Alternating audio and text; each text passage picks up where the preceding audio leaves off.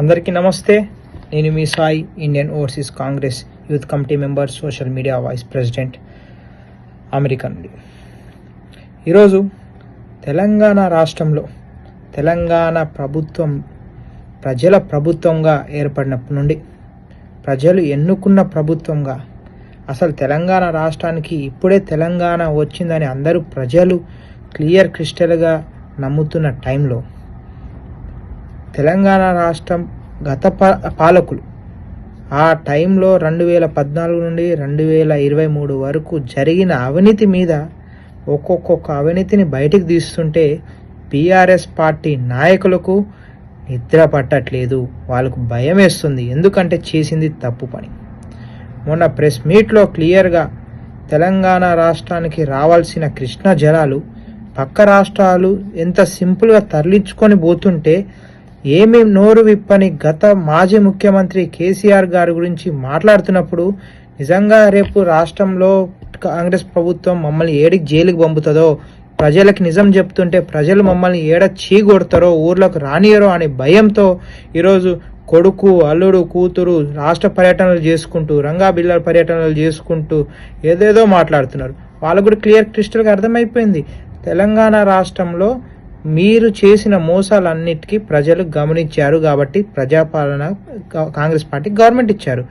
మీ సొంత నాయకులే మీరు మీటింగ్లు పెట్టుకుంటుంటే కొట్లాడుతున్నారు, మీ మీదకు కన్ను ఎర్ర చేస్తున్నారు. ఎందుకంటే వాళ్ళకు మీరు గత ప్రభుత్వంలో పట్టించుకునేది లేదు.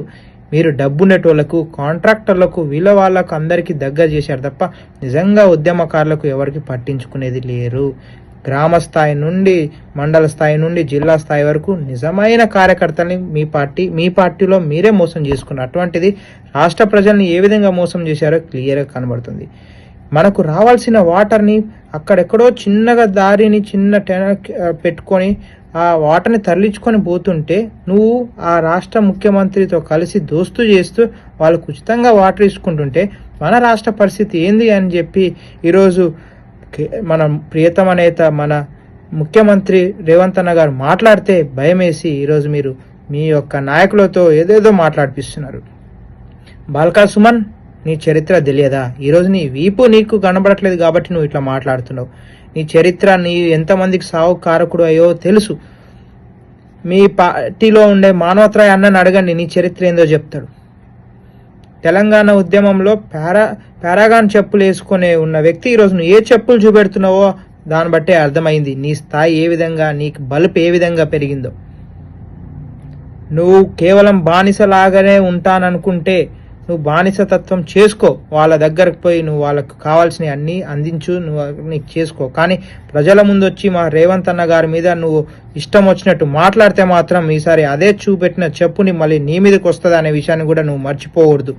ఇంకొక నాయకుడు దాసోజు శ్రావణ్ మాట్లాడతాడు ఏదేదో అతనికి ఇష్టం వచ్చినట్టు. కాంగ్రెస్ పార్టీలో నీకు ఇచ్చిన అవకాశాలు, కాంగ్రెస్ పార్టీలో నీకు చాలా విధంగా పెంచి పోషిస్తే ఆ పెంచి పోషించిన దానికి విశ్వాసం లేకుండా నువ్వు మళ్ళీ పోయి బీఆర్ఎస్లో చేరినావు. సరే చేరినావు, కానీ పార్టీ సిద్ధాంతాలు ఏందో నీకు తెలుసు.